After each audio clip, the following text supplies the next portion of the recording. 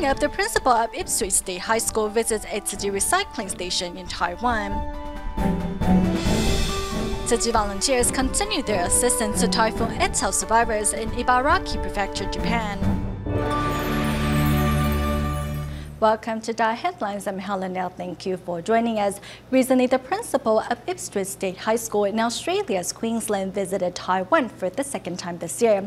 Last April, he visited Master Zheng Yan and vowed to bring her teachings back to his students. This time, joined by his wife and 3 children, he took a tour of a Tzu Chi recycling station to learn more about environmental protection.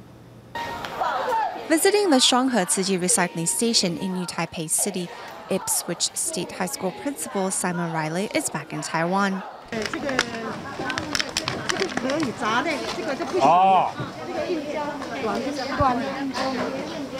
Though he doesn't understand the instructions, which are in Chinese, Simon Riley tries his best to follow along. If you can crunch it, it goes over there. If you can't crunch it, it goes over there. I can't remember it. It's really complicated. Really complicated. Very hard work. Maybe 15 minutes here, and I'm gone. This is the second time Principal Simon has visited Taiwan. This time, he has brought his wife and 3 children along to learn about the ins and outs of sorting recyclables. Since 2013, Tzu Chi volunteers have been introducing vegetarianism and recycling concepts in Ipswich State High School. Currently, the school has even adopted fabrics made from recycled bottles for their uniform. Some of my school uniform is now being made from recycled plastic. I think we are the only school in the world that will have a recycled school uniform. In 2 years, I think every student will be wearing. Wearing apron and gloves, the principal and his family are sitting alongside the recycling volunteers, sorting through the plastics. Through this hands-on learning, the family has realized that loving the planet isn't just a slogan. It should be a big part of the education, because if the younger generation don't know to recycle and they just use and throw things away, then it's just going to destroy the planet. And the Tzu Chi Foundation is about giving back, not only to other people but also to the planet, and working from a place of love. And that's really important. For Principal Simon's family, this trip to Taiwan isn't just a vacation abroad, but also one filled with educational value. Heavy monsoon rains coupled with a cyclone led to severe flooding in Myanmar in July, displacing 1,700,000 people and damaging thousands of paddy fields. Government officials in Yangon are currently working with local Tzu Chi volunteers to provide rice seeds to farmers in the township of Maobi and Taiki. Rice paddies, home to Myanmar's most crucial agricultural commodity, have been severely damaged by recent flooding. And although the government has halted rice exports, rice prices continue to rise. Rice farming is predominant in the townships of Maobi and Taiki, which sit 80 miles away from Yangon. More than 10,000 farmers there have been out of work. We inspected the fields after the waters receded. Then we realized that it would be helpful to have rice seeds so farmers could replant and farm. That is the way to help them. Tzu Chi volunteers provided 30 kilograms of rice seeds for each 667 square meters of paddy fields, helping nearly 7,000 farmers in the process. Packaging rice seeds is no easy work. As volunteers worked in stuffy warehouse, they were quickly soaked with sweat, with one volunteer's hand accidentally suffering a cut. Our soreness does not matter.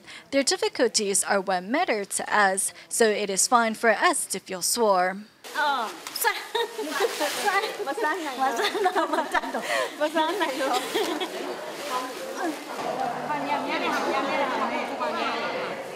Working with the Burmese government, local Tzu Chi volunteers continue to do their best to help farmers replant their fields while delivering love and care in the process. As Mid-Autumn Festival is a time for family reunions, prior to the festival, Tzu Chi volunteers in Malaysia had held a gathering for CARE recipients in Muar. Through various activities, the CARE recipients enjoyed the festivities of the holiday as well as the warmth of family. Meanwhile, in Taiwan, Tzu Chi volunteers in Yonghe also held a gathering, a celebration of Mid-Autumn Festival for community residents. Let's take a look. Where adults walk with pomelos on their heads. Children bound by their feet race to the finish. These were just a few of the games being played as Tzu Chi volunteers in Yonghe celebrated Mid-Autumn Festival at Yonghe Junior High School.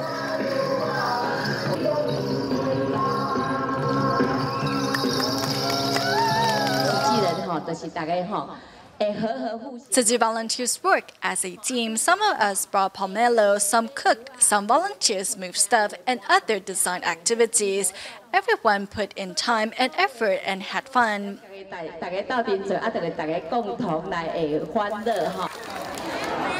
At the gathering, vegetarian food replaced the traditional barbecue. We usually rejoice working together. This time we also enjoy having fun together. Celebrating Mid-Autumn Festival with various activities, the volunteers have created an atmosphere of love and trust in this community. In Muar, Malaysia, the CARE recipients who seldom get out were excited about attending the event in spite of their mobility problems. Local Tzu Chi volunteers have organized this gathering to celebrate Mid-Autumn Festival. Among the participants, Liang Jiang, who was sent to a nursing home after having 2 strokes, felt like he was among family. I'm happy to be with everyone. I wish everyone happiness and good health. Another participant, Hong Shuifa, who was also sent to a nursing home after a stroke, attempted suicide in the past. The companionship of the volunteers, however, have changed his outlook on life. The Tzu Chi sisters helped me a lot. I wanted to commit suicide and Tzu Chi sisters talked me out of it. I will go wherever Tzu Chi volunteers ask me to go, because they mean the world to me.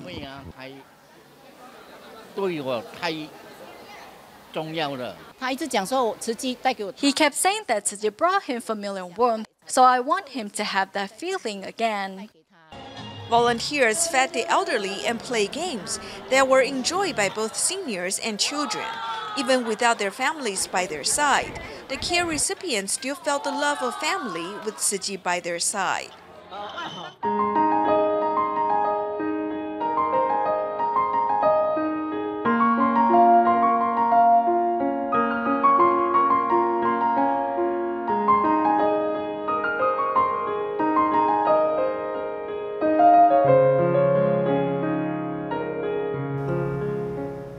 In Japan, Tzu Chi's post-Echa relief efforts continue in Joso, Ibaraki Prefecture. Besides helping clean up City Hall, volunteers also took time to deliver consolation cash to the homes of the victims. Thanks to Tzu Chi's timely assistance, many survivors have regained the strength to stay strong through this difficult time. Tropical storm Etal triggered massive floods that washed away the foundations of many homes here in Joso City, Ibaraki Prefecture. Inside, things are not much better. As I can't bend at my waist, I walk with a cane and accidentally poked a nest of snakes. Reiko is a flood victim, but also a Tzu Chi contributor, and thus volunteers from Tokyo are here to check on her. As you are our members, our master said you must accept this consolation cash. It is filled with her blessings. Please accept it. The same sincere care is also delivered to the home of neighbor Masao Sakasai.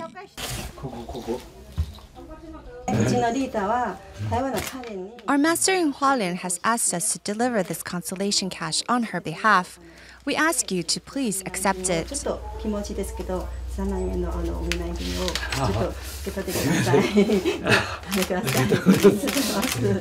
Though Japanese people often keep their emotions hidden, the volunteers' sincerity moved the senior to tears. The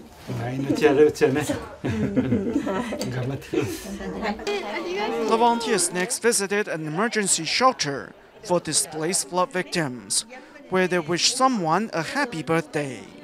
Happy birthday to you. Wherever the volunteers go, tears of joy and gratitude are shared.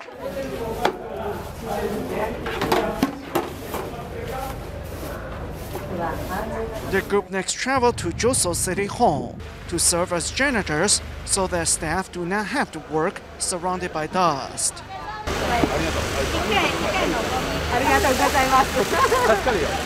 Showing solidarity, the volunteers want the flood victims to know that, together, they will overcome this ordeal. Since July of last year, Tzu Chi's Vision Mobile Clinic in the United States has been working with Pacific Clinics, the largest behavioral and mental health care agency in Southern California, to provide free services at 3 different locations. At the most recent eye clinic held in Pasadena, despite the challenges, ophthalmologists still made their services available to all. But first, we traveled to New Taipei City, Taiwan, where team members conducted free clinics in Liao and Shuangxi districts. Walking steadily with the help of canes is 91-year-old Mr. Jian, who can still farm despite missing a leg. The senior happily shares homegrown sweet potatoes with everyone. Jian keeps saying that he's still alive because of Tzu Chi. Tzu Chi volunteers come here to look after elderly people like me. Yesterday, the volunteers came with a cake. Seeing all of you makes me so happy. Thank you very much. 5 years ago, while conducting a home visitation, Tzu Chi volunteers discovered that Jian's left leg had begun to fester. To help, the volunteers sought help from team doctors. Later, Jian's leg was amputated to prevent the chance of developing a life-threatening infection. Today, Jian and his wife happily sing songs to express their thanks to Tzu Chi.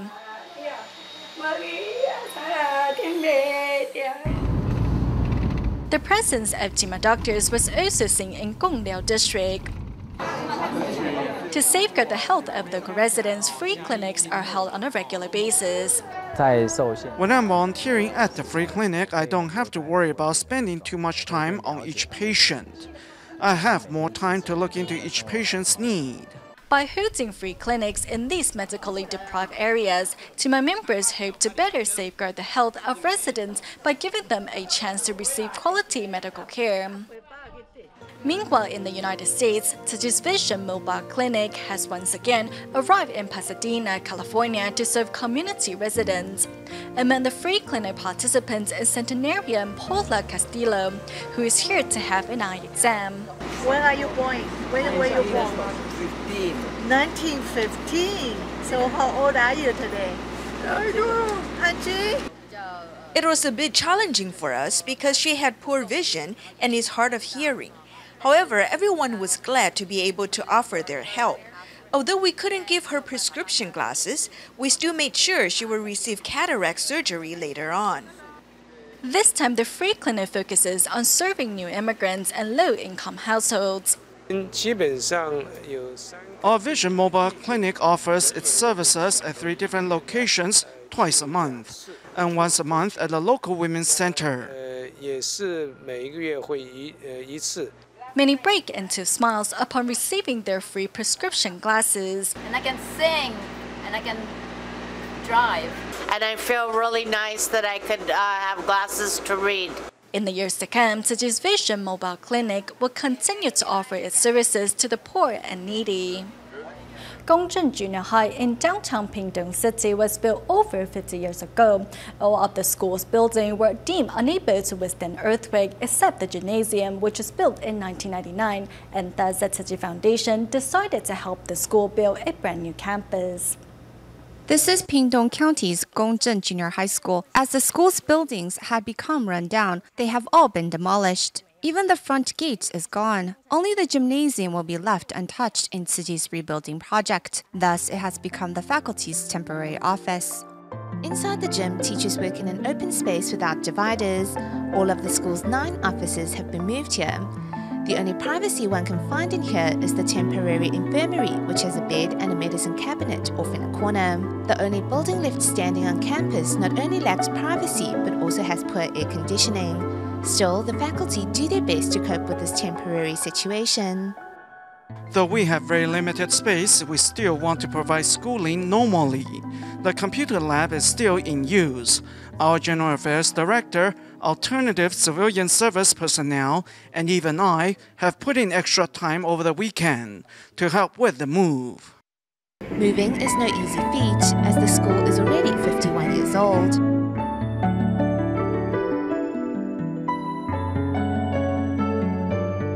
The school, located in downtown屏东City, incorporated a vocational training center in 1995 and an art program in 2007, which makes it one of the only 2 schools to offer art programs in the city.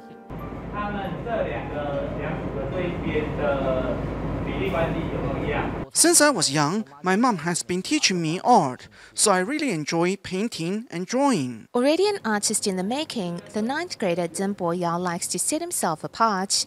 Having already spent nearly 3 years at the school, this is what he has to say about the old classrooms.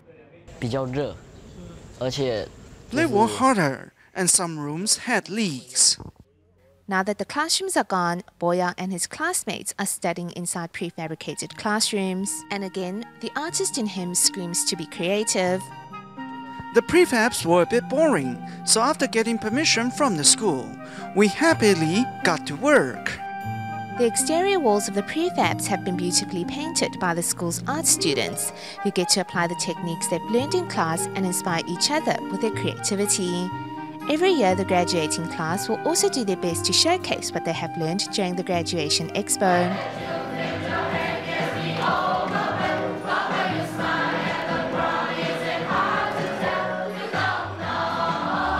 The school has a total of 500 students. Though there were 75 classrooms before, some of them have been closed off due to wear and tear. Tzu Chi has redesigned the layout of the buildings and reduced the number of classrooms to 50.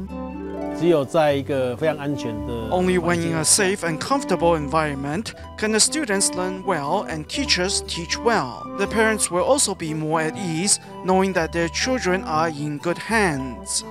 Both faculty and students eagerly look forward to their improved campus, and thanks to the Tzu Chi Foundation, that day is fast approaching. In 1999, just 10 days after Wu Chenyang was born, a deadly earthquake rattled Taiwan on September 21st. Chenyang and his mother, who were at a postpartum center in Taichung, managed to escape to safety, while Chenyang's older brother was in the hospital when the earthquake struck. Worried about her eldest son's safety but unable to visit him in the hospital, Chenyang's mother was at a loss what to do. Thankfully, Tzu Chi volunteer Pan Mei-lan reached out to this family in their time of need. This affinity formed in the wake of the disaster has created an unbreakable bond of friendship that has lasted to this day.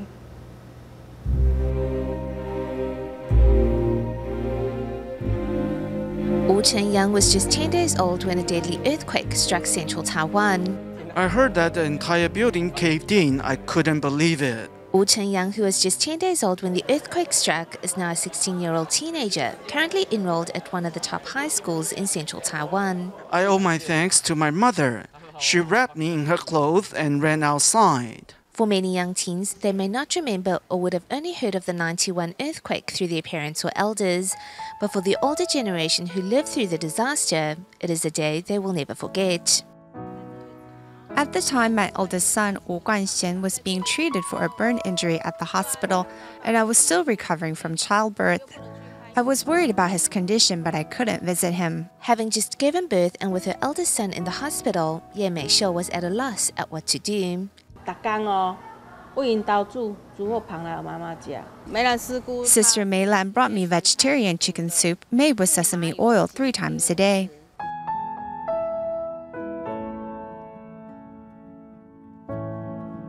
Although Pan Mei-lan was herself a victim of the earthquake, she nevertheless took on the responsibility of looking after this family. She visited Ye Mei-shou with food on a daily basis and also made sure to check up on her son at the hospital. Sister Mei-lan traveled back and forth between the hospital and the temporary shelter to update me on my son's progress. The generosity and kindness of Pan Meilan has remained in Ye Meishiu's heart over the years. This was where they put all the aid supplies. I remember queuing there with Chen Yang. The center, which served as an emergency shelter for victims of the earthquake, has now been turned into a school. Traumatic memories of the deadly earthquake have been replaced with gratitude as this family counts their blessings. I love you so much. You reached out to us when we needed help. I'm so touched you still remember me after all these years. 在医院其实也很害怕，那就 I was actually quite scared at the time. There was only me and another patient in the ward. Although you only remember bits and pieces from the earthquake, it's all in the past now. What's important now is to spread this love to more people. The affinity formed in the wake of the earthquake brought the Wu family hope and changed their lives forever. The family says they will continue to cherish this everlasting friendship with Pan Meilan in the years to come. Recently, Tzu Chi volunteers in New Taipei City, Xinzhuang, visited 40-year-old Ms. Zhao to help clean up her house due to suffering from mental and physical problems. Ms. Zhao has long left her home in a mess. As volunteers know that a clean home is the perfect way to cheer Ms. Zhao up, they came ready with garbage bags, cleaning tools, and a ton of enthusiasm. In New Taipei City's Xinzhuang, trash and litter are scattered across this apartment. The condition of this home startles the Tzu Chi volunteers who have come to lend a helping hand. The home belongs to Ms. Zhao, who suffers from mental and physical ailments, which restrict her ability to handle household chores. Typically, tiles are easy to clean.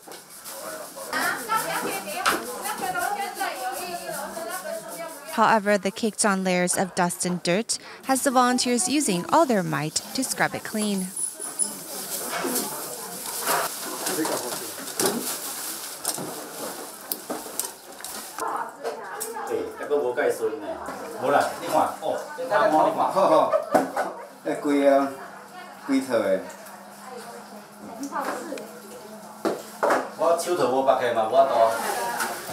"17 volunteers spent nearly 2.5 hours clearing out piles of garbage and scrubbing floors.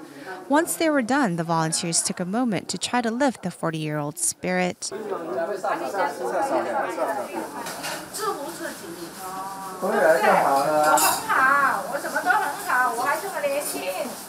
With Ms. Zhao's floor tiles squeaky clean once more, the volunteers' mission is over for the day, as they hope they have given Ms. Zhao the fresh new start she needs in life. In British Columbia, Canada, Tzu Chi volunteers in Langley have been carrying out the organization's missions locally since 1998. Touched by the volunteers' effort in making society a better place, Mayor of Langley Township Jack Rose and his executive assistants recently visited the Tzu Chi Canada chapter located in Vancouver to gain a better understanding of the organization's good work in the country and across the globe. We'll leave you with these images. Thank you for watching DaAi Headlines. Goodbye.